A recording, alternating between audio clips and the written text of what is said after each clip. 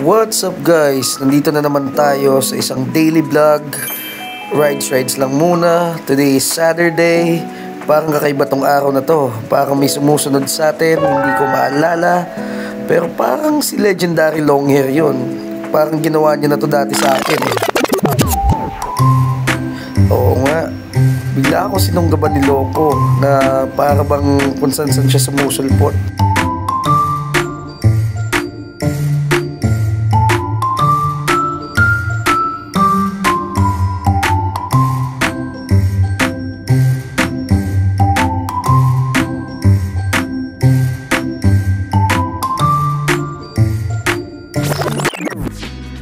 At yun na nga, si Shein Palencia pala ay nasa likod natin. Inabutan na naman tayo ng lokong to. Saan kaya papunta si ating Legendary Longhair? Baka mambababae na naman to.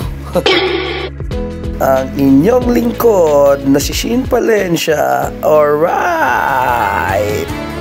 ADB 160 din si Idol. Pero kidding aside guys, the reason why kung bakit kasama ko siya is magpo-photoshoot ulit kami. Kasi kaming upcoming rides this coming March ata. Pero wala pang final schedule.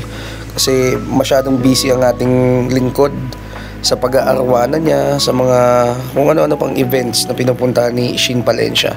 Pag nandito naman siya sa Naga, ako yung official photographer niya. Matagal-tagal ko na din itong nakatrabaho si Idol since pandemic pa. Common din kasi yung hilig namin, yung photography, cinematography, tsaka pagmamotor. Babae, mahilig din to. Joke lang, hindi kami mahilig sa ganun. Anyway, solid tong white na ADB. Matte white, tapos bagong ceramic coating. Napaka-pogi. Saktong-sakto sa photoshoot yan, Idol. Siyempre, wala tayong ibang modelo. Shein Palencia na naman. Eto na naman, ang inyong lingkod na si Boyap. Ay, hindi. Long hair pala to. Hindi to kalbo. Dinatouch pala namin yung Insta360 X3. So, napaka-solid din yan. Invisible stick. Galaw-galaw.